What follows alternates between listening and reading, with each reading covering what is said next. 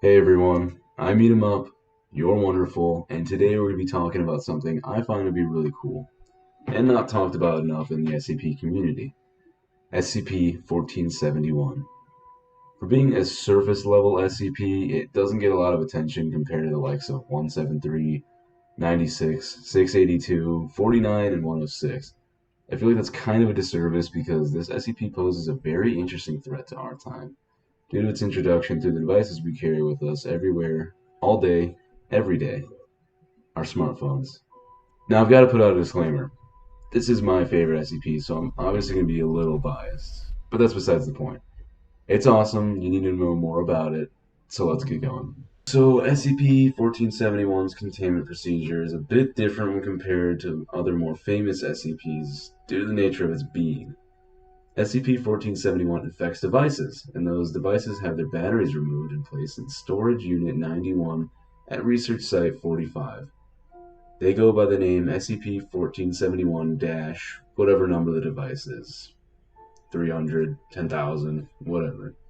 There are monitors on all application stores to prevent the download of SCP-1471.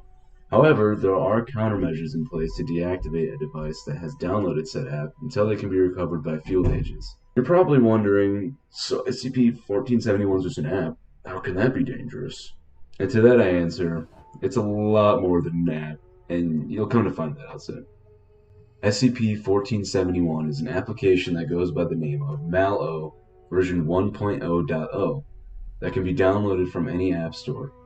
This app doesn't need any sort of developer and can go straight to distribution at any app store at any time. Once SCP-1471 is installed, there will be no logo or anything at all, so you won't even be able to open the app or anything. The app will just begin texting the user various images in intervals of 3 to 6 hours. All images will contain 1471-A, also known as the Evil Deer, which is this lovely creature right here, in either the foreground or background of the image. The creature is described as a humanoid creature with a candid-like skull and black hair. Here's where it gets worse. During the first 24 hours following the installation of SCP-1471, the mobile device will receive images taken at locations commonly frequented by the individual, whether it's your favorite movie theater, park, or grocery store. After 48 hours, the mobile device will receive images taken at locations that were recently visited by the individual. Likely in the same day, I'm guessing, with the locations fresh on your mind. So you can tell yourself, hey, I was just there this morning. After 72 hours, the mobile device will receive images of the individual in real time, with SCP-1471-A appearing within close proximity to the subject. This is including in your house. Note that an individual cannot see 1471-A aside from the pictures at this time. At this point, I would be crapping myself and have probably destroyed my phone. Anyways, for the unlucky individuals with over 90 hours of exposure to these images, we'll begin to briefly visualize SCP-1471-A within their peripheral vision, reflective surfaces, or a combination of the two. Probably when you're brushing your teeth in the morning. Yeah, imagine that. Continued exposure to SCP-1471 after this point will cause irreversible and sustained visualizations of 1471-A. That means that you have this constantly just out of your line of sight. Yeah, scary stuff. Individuals at this stage have reported periodic attempts made by 1471-A to visually communicate with them, but failed to understand or comprehend these actions, which I picture to be 1471-A doing some weird hand signs or speaking some lost language. But they did say visual, whatever. Either way, I wouldn't stick around to try to decipher them. Currently, the only known treatment to reverse 1471's effect is to eliminate the individual's visual exposure to these images prior to the 90 hours after installation. So I guess you're just screwed once you hit that 90-hour mark, and you'll have to make permanent friends with this thing. Luckily, to date, no apparent hostile activity has been reported regarding 1471-A. So if you click Level 2 Access on the SCP website, this archival document will show up as a representation of what the 1471 app would look like on app stores. It reads, Mal-O, version 1.0.0. Free. Reviews 0. Description. 4. Redacted. Never settle for those awkward feelings of being alone ever again. Mal-O is an exciting and interactive experience that will keep you engaged and intrigued. The anxiety of social situations can be nerve-wracking, but after just a few hours of Mal-O, you will soon forget all about these painful emotions of disappointment. Be part of the new craze that is quickly becoming the next social substitute. Remember, the more you participate, the more Mal-O will engage you. Your experience is completely up to you. Absolutely no ads. Enjoy. Wow, I mean, they're really selling me there with the no ads. Gotta give them credit. They know their market. So yeah, they basically market this like a dating app. Like you're just some single loser fighting these awkward feelings of being alone. But hey, you can jump on the new craze everyone's talking about and have your own personal stalker. Anyways, if you click on the button that says buy, you get a story of someone named William, who supposedly downloaded Mal-O and named the creature Capone. The story goes as follows. I was scared when I first saw him. It happened just as you told me. The messages, the pictures, seeing him around every corner afterwards. I was so young. Who wouldn't have lost it? William sighed. By then, he was over the creature following him. It wasn't like it was going to go away, no matter how much he begged or pleaded or attempted to bribe. He knew that the best and only solution would be to just get used to Capone being there. At least he had the solace of knowing he wasn't going insane. Believe me, William, I know many people have reacted the same way. Fear is a more common reaction to the unknown than you think. Dr. Laura Brains consoled him. These cases weren't exactly common, but they were commonly known. It's not even that I'm afraid of him anymore. I mean, he just makes me jump when I see him in the morning. I don't think I'll ever get used to that. It's just the bad connotations he has, William rebutted. I know that he does, but it happened 2 years ago. I know it's hard for you, especially with your shadow, but you need to carry on, Dr. Brain stated. William just sighed as she continued. Our session is almost up. We made some real progress, William. I want you to do something for me when you get home. You have any homework or anything? I did it all on my break. Good. When you get home, I want you to think back to your first experience and write as much as you feel comfortable sharing. Is that alright? Yeah, thanks for seeing me. At this point, William's been seeing Capone for a while, it seems. And this Dr. Laura Brains is like a psychiatrist or something. But yeah, apparently these instances aren't very uncommon, so that tells you about the reach of this app. Anyways, let's continue. It wasn't too long a drive from the doctor's office to home. 5, possibly 10 minutes, if there was a train. He always saw the creature through the rearview mirror when he drove, riding in the back seat. It looked innocent, in its own alien way, waving to William as he saw it. Despite everything, William found himself talking to it like one would talk to a dog or cat about their day when they're alone. It seemed to listen when he talked. For a while, he could swear that it understood. It's hard to tell with a face like that. So all there were to go by were various head tilts and waves. Even then, he had to teach it how to wave. At least I know you're interested, William said. Drop the backpack near the door, go to the patio, wave to Capone from the mirror, bridge, drink, chair, crash. William's afternoon routine was more clockwork than it should be. He thought back to the session with Dr. Brains. She wanted me to try and recapture the experience when I first saw him, huh? William mumbled as he grabbed a few sheets of paper and pen. Bit by bit, he pieced together the sequence of events that led up to this point. So basically, William writes this little diary entry of his experience with Capone. Here he goes. I've had Capone with me ever since I was 15 years old. I remember that my 20-year-old sister Sarah brought up an app that she downloaded earlier at the dinner table one night. She had no idea how it does it, but hazarded a guess that it tracks you through your phone's GPS and sends you pictures of places you've been with a really cute monster place in the photo to make it look like it's following you. It didn't seem that weird.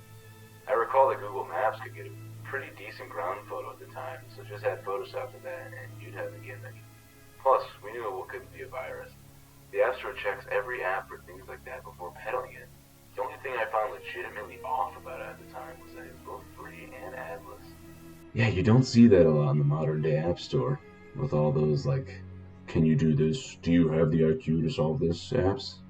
everywhere. But anyways, her explanation of it sounded pretty cool to me, so I asked Sarah to help me download it on my phone.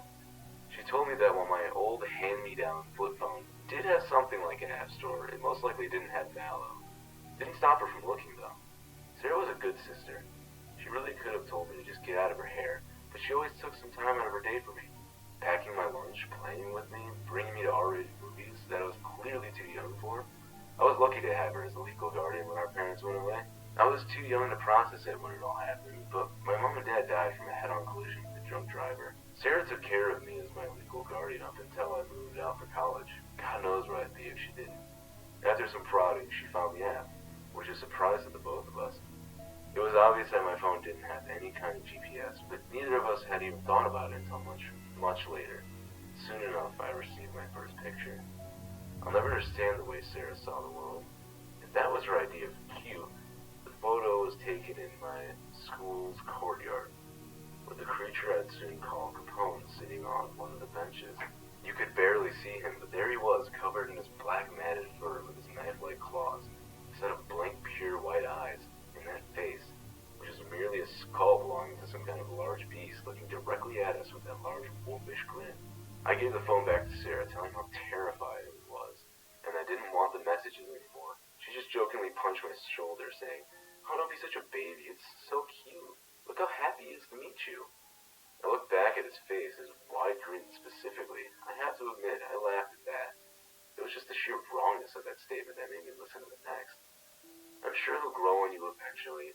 Tell you what, if you can put up with him for one whole week, we'll go see that movie you've wanted to see.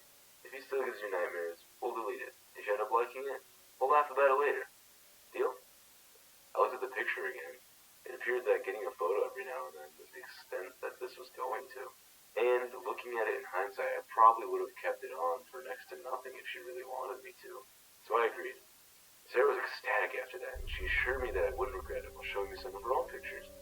She only had 3 so far, one at her office, one at the park, and another on the road we lived on. Each picture containing her own clearly visible entity. I must have looked nervous or something because she suggested that I name mine as she did with her Cassandra. I thought about it for a bit. Let's make something clear though, because it seems to come up whenever I tell people this. I did not name my Mallow Capone because of the incident with my parents. I didn't even know Mom and Dad the rest involved alcohol at the time. I named him after a history lesson I found amusing in school where people's fear got the best of them. And as my teacher put it, it ended up doing more harm than good. It was intended as a reminder that I shouldn't be making the same mistake. I saw a bit of light in this whole thing after giving me a mock title and thought it wasn't going to be that bad. I went to bed and my normal life went on for just a while longer. I continued to get pictures of Capone for a while, following me at school, the bus stop, my street, virtually everywhere I went. It wasn't until the 3rd or 4th day when I got called in from class. I was thinking that I was in trouble for something, even if I didn't know what. But as soon as I saw Sarah, that feeling was stifled. She looked very shaken. The instant she saw me, she immediately yanked my arm and brought me to the car. Sarah was not looking good at all. She kept asking questions about Capone. Things like if I saw him or if I received any photos from him with me in the images. I haven't checked anything from today, but when I checked, there were 2. I remember exactly when and where those images were taken because during them I made a mental note that I got some text from Capone. They'd been sent as if they'd been taken. Sarah knew that we were being pursued by something. She probably had no idea by what they were, and I knew that she had no idea how they were doing it, but she knew that they knew where we lived. She couldn't figure out how to delete it. She said she tried everything, but couldn't find a way to get it off. She couldn't even find where the app went. I'm not even sure what we were planning to do, but before we could fully plan a course of action, I got another text. Sarah froze and stared at me, as if to say, "Don't look at it." If I didn't, I could have had a semi-normal life right now. It would have been over, the news within the week, and we would have known. But I didn't. I opened the phone, and there we were, just sitting there, with that fear-stricken look on her face. The photo was clearly taken from the hood of the moving car, giving us a clear view of what was behind us. He took up most of the back seat and towered over me. We both turned around preparing to scream at the monstrosity behind us, but when we did, the seat was empty. We didn't know what was happening or what to make of it, but we felt that the only thing to do was run away, abandoning the car. We hastily ditched the car, ran the rest of the way to the apartment and locked the door behind us. We locked ourselves in the bathroom and waited. We just stayed there. Even when we we got a message from Cassandra or Capone, Sarah would scream at them, asking why they were following us and beg for us to be left alone. We felt helpless against them. All we felt we could do was just sit in the bathroom and hope they would go away. The room felt like our only safe haven until we were exposed to them for too long. Sarah started to panic, saying that she kept seeing one of them behind her. I wasn't seeing it though. I was more concerned about trying to calm her down by telling her that maybe they weren't really there than I was about seeing Capone in the mirror. I convinced Sarah that we needed to leave the room out of necessity. We couldn't stay in the apartment forever, and if they wanted to get us, they would have done so already. We called the police, and here we are. We both got help, but I was the lucky one. Everyone's case was different in terms of interaction, but for me, Capone was always in the mirror, or some reflective thing large enough to show him. It was predictable, and I could find ways to block him out when I needed it. I learned how to expect Capone, and after a while, he kind of grew on me. I used to have a makeshift curtain now full of mirrors, and I didn't want to see him, but I started using that curtain less and less as time went on. Capone always seemed to try and interact with me, even if I didn't understand what he was trying to say most of the time. I started to greet Capone with a casual wave as I passed by him through the living room mirror, and eventually he just started to wave back. He kind of became a constant companion to me, and I adjusted to Capone as he adjusted to me. My case wasn't as severe as Sarah's. She saw Cassandra everywhere she looked, around every corner, just out of sight, over her while she slept. Sarah took her own life 2 years ago. I wanted to blame the Mallows for it, but I can't. Following the person who looks at their messages is just what they do. Now every time I see Capone, I'm reminded of what I did in the car that day. I knew I shouldn't have picked up that text. If I didn't, she would still be here. It was almost 4 hours since William started writing, but he felt almost relieved. He's never actually told anybody about this in such detail before. The majority of what happened was kept between himself and Capone. He looked up to the creature in the mirror from across the room for a few seconds as it gave the old familiar wave. William was left silent for a minute, staring at Capone, and then back to his papers. He felt the need to make one last point. But then again, how would I have known? I don't know who made the Mallows, or why. I don't even know if anyone actually made the app. Many things like it have been created naturally or been given some kind of anomaly out of sheer chance. It would make so much sense if some physical thing was to blame. But there's none of that I can legitimately find. None of the Mallows, none on me, just chance. So that story was about William and his companion, Capone, from the Mallow app. Very sad story, honestly, towards the end there. But honestly, I just find it so intriguing, like, that someone actually has, like, an account, very well written, like, pretty much like a diary entry. And, yeah, that honestly adds to the charm of this SCP. So, something you guys might not know, and hopefully get out of this video, is that 1471A, the Evil Deer, was based off of a costume named Brains, which they actually used for Dr. Laura Brains in that story. Kind of a cool reference there, you guys might not know. And it's spelled B-R-E-Y-N-Z, Brains, the zombie werewolf. It was created by the professional American costume designer known as Charizel, or Quarzel. Sorry about the pronunciation. But it first appeared on DeviantArt and was worn by an American female model known as Taryn Griff. So that's pretty much it. I hope more media covers this SCP in the future because it's honestly one of the more interesting reads in the SCP universe. Like, they can make a really good movie about this. Honestly, come to think of it, we really need an SCP movie or TV series to be made sometime in the future, because honestly, there is a lot to do with that universe, and people are so creative with coming up with these things. I would just love to see like a full series about it, kind of like in the style of that Containment Breach game. That'd be pretty cool. Or maybe even just like exploring one of the sites. With that being said, I hope you guys enjoyed this explanation of one of my favorite things to come out of the SCP Wiki. Until next time, take care.